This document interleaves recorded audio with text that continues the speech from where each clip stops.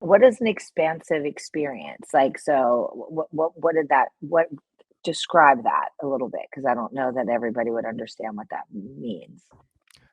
Would you like me to share one of those experiences? Yeah, that would be great. Yes, Okay. please.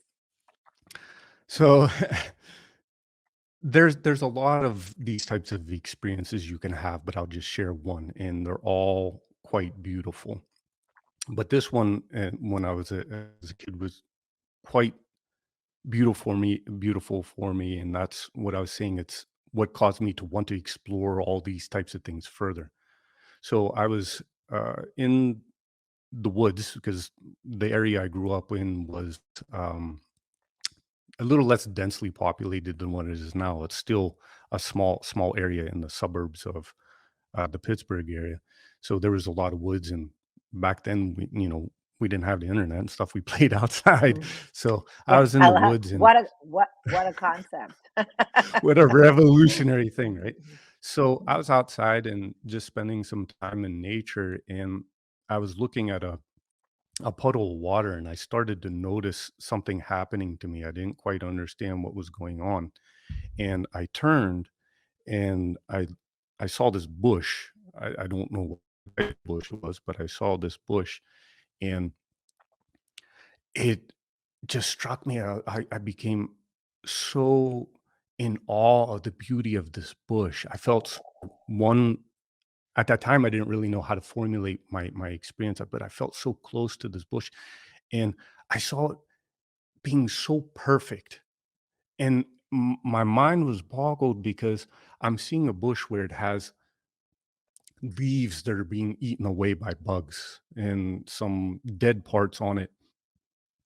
But I'm seeing this and I'm like, how is that possible that this is perfect? But that was my experience, is exactly as it was, is absolutely perfect, beautiful as it was.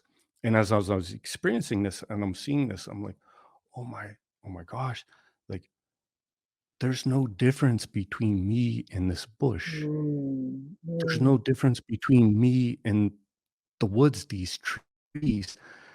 mm, At that time, the best that I could kinda understand is like everything is this one same expression of consciousness.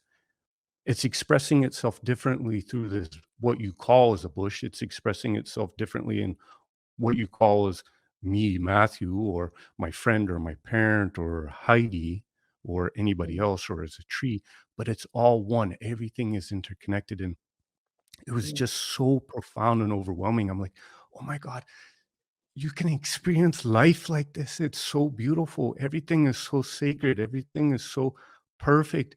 I have to live my life like this." And mm, that's what it's like when you're feeling like you're not separate, you're one with everything in life. mm, And mm, I always like to say, it really, when you have that type of experience, it changes you very deeply. And mm, that's what obviously caused me to really go even more deeply in this. It took me by surprise, obviously, mm. but it addresses things that a issue very deeply. Where I like to joke around at times and say is, you no longer feel like a cosmic orphan. You feel like you belong, and Mm. that's very profound and very healing. Well, and it sounds very accepting. Like when you were talking about the bush, you talked about the branches and the leaves and the things being eaten, and even though so it was imperfectly perfect, just Yes. and it allowed you to also see yourself the same way. And so if this could be Yes. something that you were in awe of and connect to, it's almost like it allows for connection to something outside yourself in this beautiful way. And then you're able to let the guard down for your own inner, turmoil, what's happening, and reflect on something that is as beautiful as a bush or as a tree Yes. or as the ocean, and see it for all that it is, because often we don't see ourselves for what all we are.